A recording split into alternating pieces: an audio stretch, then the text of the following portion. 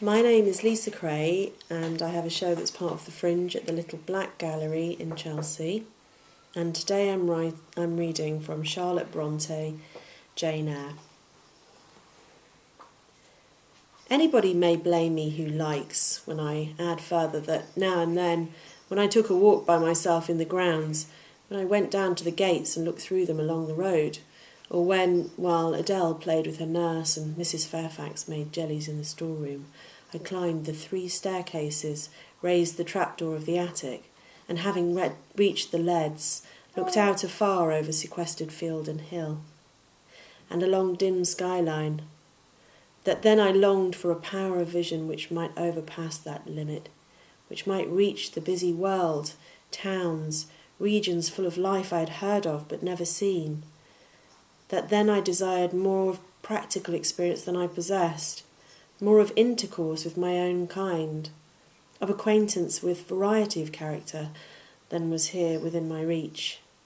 I valued what was good in Mrs. Fairfax and what was good in Adele, but I believed in the existence of other and more vivid kinds of goodness, and what I believed in I wished to behold. Who blames me? Many, no doubt, and I shall be called discontented. I could not help it. The restlessness was in my nature. It agitated me to pain sometimes.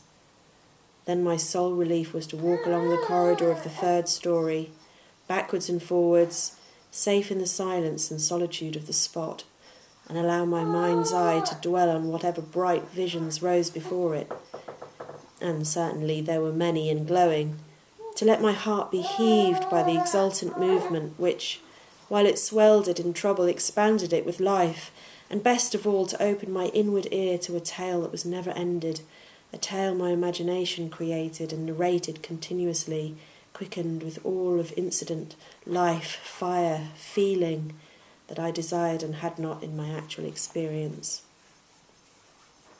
It is in vain to say human beings ought to be satisfied with tranquillity. They must have action, and they will make it if they cannot find it. Millions are condemned to a stiller doom than mine, and millions are in silent revolt against their lot. Nobody knows how many rebellions, beside political rebellions, ferment in the masses of life with which people earth. Women are supposed to be very calm generally, but women feel just as men feel. They need exercise for their faculties and a field for their efforts as much as their brothers do. They suffer from too rigid a restraint, too absolute a stagnation, precisely as men would suffer, and it is narrow-minded in their more privileged fellow creatures to say that they ought to confine themselves to making puddings and knitting stockings, to playing on the piano and embroidering bags. It is thoughtless to condemn them or laugh at them if they seek to do more or learn more than custom has pronounced necessary for their sex. That's lovely. That's quite nice with her making little noises.